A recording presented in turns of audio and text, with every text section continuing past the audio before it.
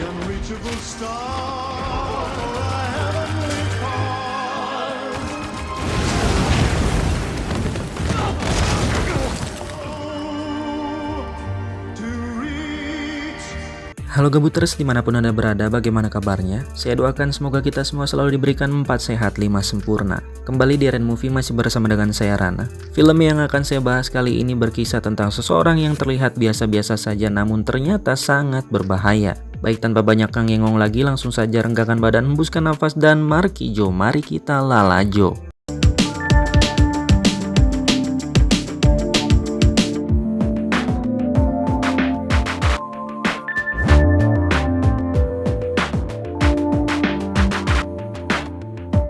Who the fuck are you? Me? Kisah kita kali ini akan berfokus pada seorang pria paruh baya yang bernama Hans Mansell, yang mana ia adalah sosok ayah sekaligus kepala rumah tangga bagi istri dan anaknya. Hans sendiri nggak berdua bekerja di sebuah perusahaan milik sang ayah mertua di bagian administrasi, yang mana hari demi hari diisi dengan rutinitas yang monoton dan begitu membosankan tanpa ada sesuatu yang mencengangkan sedikit pun.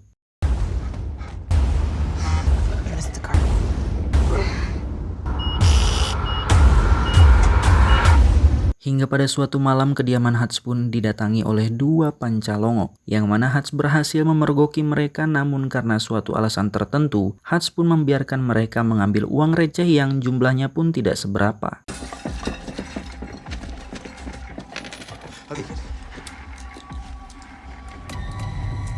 Tak diduga tak disangka anak sulung Hans pun berhasil menyergap salah satu pencuri itu. Dan ketika si pencuri lainnya teralihkan perhatiannya, Hans mengambil sebuah tongkat golf dan berniat untuk memukulnya. Namun apa yang terjadi, Hans justru meminta anak sulungnya untuk melepaskan pencuri itu dan membiarkan mereka pergi.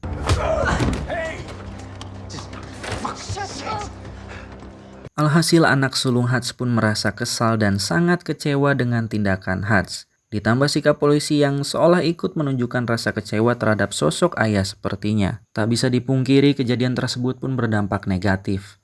Yang mana hal itu cukup menjadi bukti bahwa sosok Hans yang sebagai sosok ayah dan pelindung keluarga mulai mendapat keraguan dari istri dan anak sulungnya. Tak cukup sampai di situ, tetangga sebelah rumahnya pun memberikan sindiran keras dengan mengatakan bahwa jika rumahnya kemalingan, dia tentu tidak akan tinggal diam dan akan memberikan sedikit pelajaran kepada para maling tersebut. Dan itu menjadi tamparan keras bagi Hans. Tak hanya di rumah saja, di tempat kerjanya pun Hans mendapat perlakuan yang kurang menyenangkan. Ketika sang adik iparnya menyayangkan kejadian semalam dan memberikan sebuah pistol untuk Hans untuk berjaga-jaga. So, keep my sister safe, bro.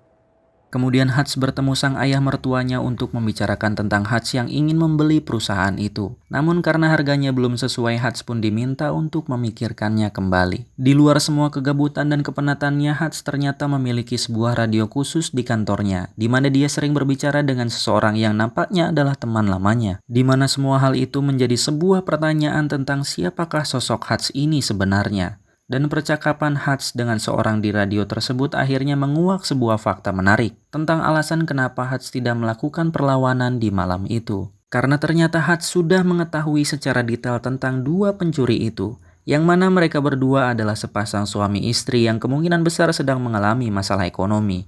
Karena jika mereka adalah pencuri profesional, tidak mungkin mereka melakukan pencurian yang hanya mengambil sejumlah uang yang jumlahnya pun tidak seberapa. Dan yang paling menarik dari semuanya adalah pistol yang mereka gunakan saat malam itu sama sekali tidak berpeluru. Dan itulah alasan kuat kenapa Hans tidak melakukan perlawanan. What kind? It was an old 38 special. It was, empty. Seriously? Dengan semua fakta itu dan dengan semua analisanya tadi, ini semakin membuat kita semua pasti penasaran tentang siapa sosok Hans sebenarnya. Selepas pulang kerja, Hans pun pergi ke sebuah panti jompo untuk menemui ayahnya yang sudah tua, di mana beliau hanya bisa duduk di atas sofa sambil ngopi alfabet susu. Saat pulang, Hans pun berdiri tepat di depan rumah di mana dia melihat keluarganya sendiri dan merasa dirinya telah menjadi sosok ayah yang gagal. Dan itu cukup membuat Hans leles tewalakaya. Saat di dalam rumah, istri dan anak sulungnya pun masih belum dapat menerima Hans seperti sedia kala. Namun tak lama setelah itu anak bungsunya mengeluhkan tentang kalung anjingnya yang hilang. dan mungkin terbawa oleh dua pencuri semalam. Disitulah Hutch terlihat sangat-sangat emosi. Dengan cepat Hutch pun kembali ke panti jompo tempat ayahnya tinggal, di mana dia mengambil sebuah pistol yang disimpannya di sana. Dan dengan sebuah petunjuk yaitu tato pada lengan si pencuri yang dia lihat di malam itu, Hutch pun berencana untuk mencari kedua pencuri itu dan mengambil kembali kalung anjing milik anaknya. Setelah mendatangi beberapa tempat pembuatan tato, sampailah Hutch di sebuah tempat tato yang sudah berdiri sejak puluhan tahun, di mana tempat itu diisi oleh orang-orang yang tidak sembarangan, dan kedatangan Hutch pun cukup menarik perhatian orang-orang tersebut. Namun yang menarik adalah ketika salah satu pria melihat tato pada lengan Hutch. Ia pun seketika terkejut dan mengatakan terima kasih atas jasamu. Lah? Thank you for your service. Memang masih sangat membingungkan sih. Atuh naha bisa gitunya. Dan saat pria itu masuk ke ruangannya dan mengunci pintunya rapat-rapat, disitulah para pria lainnya mulai berubah sikap dan dengan senang hati mau membantunya. Can I help you? Send me in the direction of this. Nah loh, kok bisa ya? Makin penasaran kan? Tanpa membuang waktu, Hutch pun terlihat sudah berada di rumah kedua pencuri itu, di mana Hutch muncul seperti jalangkung yang tak diundang dan langsung meminta kalung anjing anaknya untuk dikembalikan. Namun saat Hutch akan berbuat hal yang lebih nekat, tiba-tiba aksinya terhenti ketika melihat bayi sang pencuri itu menangis. Hingga Hutch pun ambekapegung dan memukul-mukul tembok hingga tangannya berdarah. Kini terlihat Hutch sedang berada di dalam sebuah bis dengan membawa semua rasa kesalnya. Dan tak lama setelah itu ada sekelompok pemuda yang mabuk dan masuk ke dalam bis, di mana hal itu membuat Hutch nyengir seketika karena akhirnya ia mendapatkan bahan untuk pelampiasan rasa ambeknya. Dan ketika semua pemuda itu masuk ke dalam bis, Hutch pun menghajar mereka semua. I'm gonna fuck you up.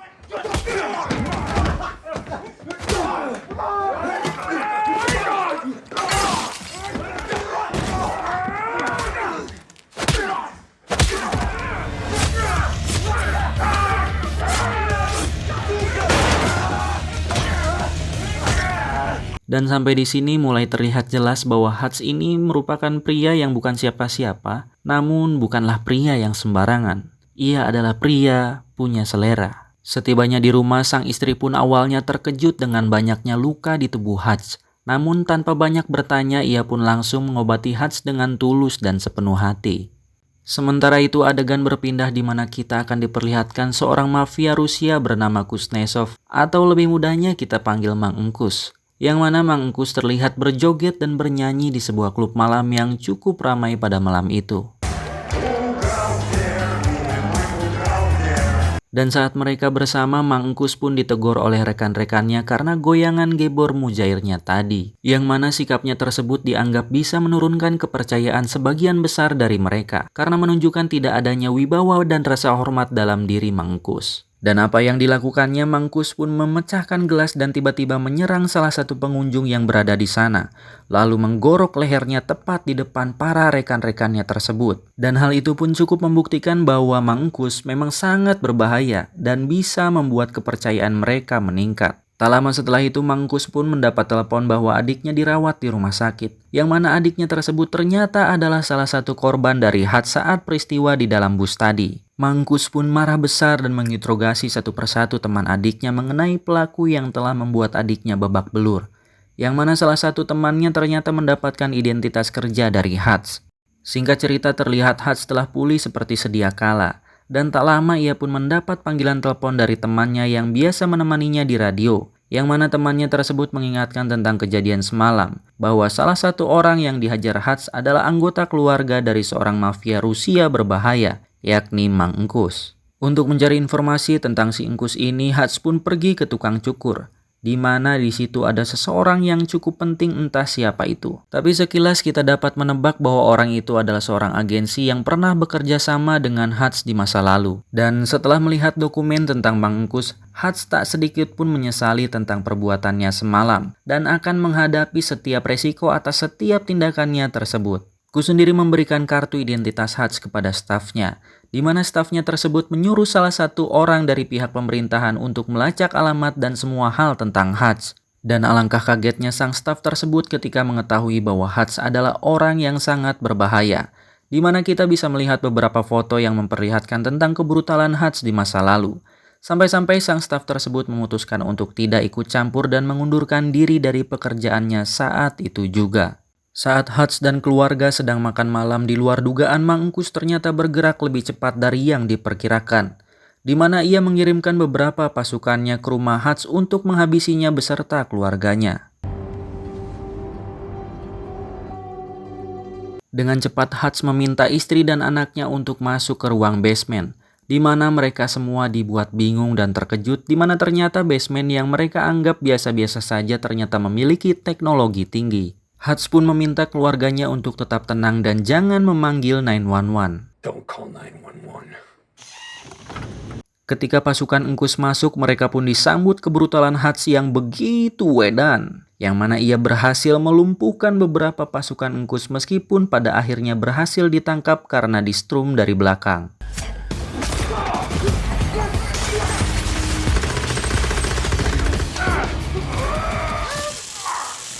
Namun tentu bukan Hutch namanya jika ia berhasil ditangkap dengan begitu mudah, karena saat di perjalanan, ia pun bisa dengan mudah melepaskan borgolnya dan membuat mobil mereka terguling yang membuat pasukan itu pun tewas mengenaskan.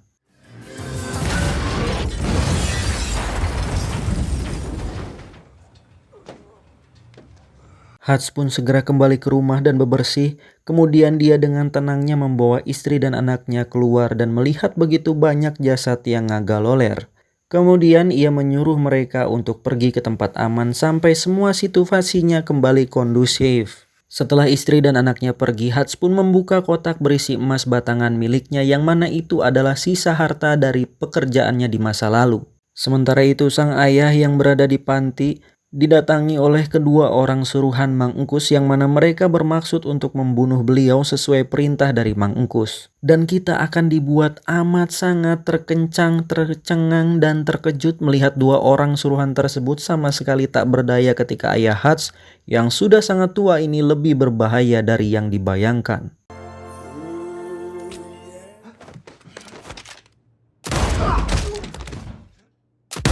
Setelah meledakkan rumah beserta jasad pasukan Mang Engkus, Hutch pun menemui ayah mertuanya untuk membeli perusahaan tempat bekerjanya dengan emas batangan yang ia bawa. Sang adik ipar pun menolak kesepakatan tersebut dan sempat akan menghajarnya.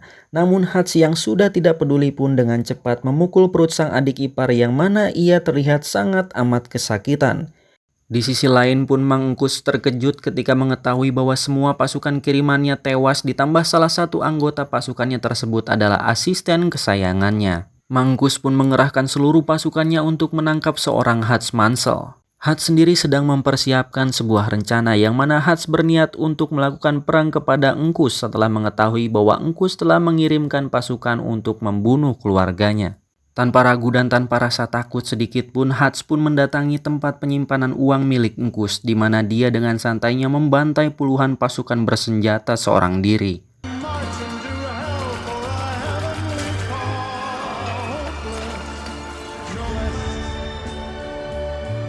Dan tak hanya itu saja, Hutch pun membakar semua uang yang tersimpan di sana.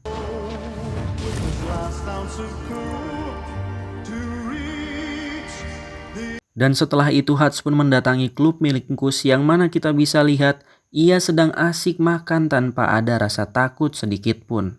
Namun di balik kenekatan itu, Hutch membawa sebuah bom peledak tepat di atas meja yang membuat Engkus meminta semua orang untuk keluar dari sana.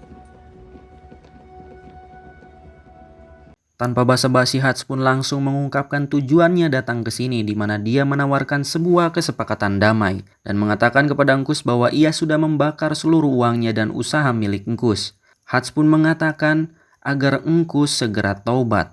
Saat keluar, Hutch pun menunggu apa yang akan dilakukan oleh Engkus. Hingga saat Engkus keluar dan akan mengejarnya, jangan salahkan Hutch jika Engkus lebih memilih mati ketimbang berdamai dengan tawarannya tadi.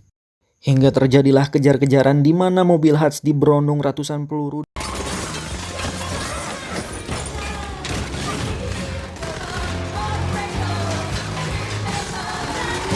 dan saat sampai tepat di depan perusahaan yang sudah dibelinya, Hutch pun ditolong oleh orang yang tiba-tiba menembak dari atas yang ternyata adalah orang yang sering berbicara di radio sekaligus anak angkat ayahnya yang juga sudah dianggap adiknya sendiri oleh Hutch. Dan tiba-tiba sang ayah yang sudah tua ini pun ikut membantu Hutch untuk menghabisi Mr. Kus dan para pasukannya.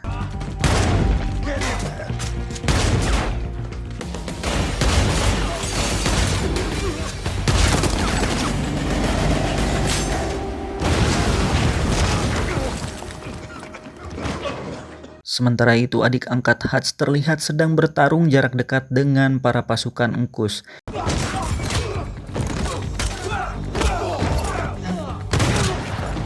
Yang mana ia melakukan satu tembakan yang berhasil menaklukkan 3 orang sekaligus.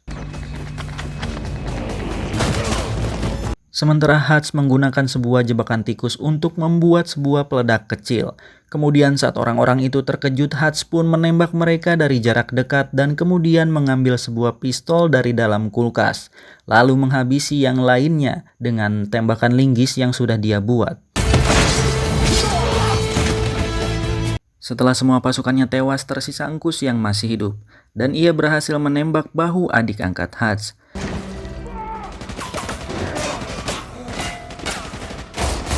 Dan kemudian Hutch menempelkan bahan peledak ke pintu anti peluru, kemudian menghadapi Mr. Kus lalu meledakkan ranjaunya tepat di depan mukanya, hingga membuatnya tewas saat itu juga.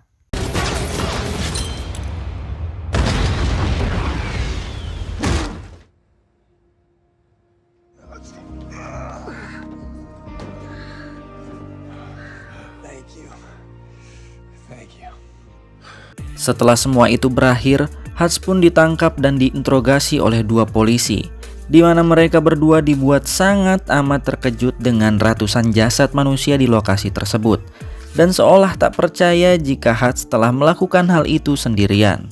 Tak lama mereka pun mendapat sebuah telepon dan setelah itu mereka berdua meminta maaf kepada Hutch karena telah menangkapnya dan membebaskan Hutch tanpa syarat. Tomat, kalian wajib banget sih nonton video ini atau film ini selengkapnya karena di video kali ini tidak ditampilkan semuanya dan di film ini banyak sekali adegan-adegan yang cukup keren ya. Dan terima kasih telah menonton video ini, nantikan video-video kami selanjutnya. Salam RN Movie.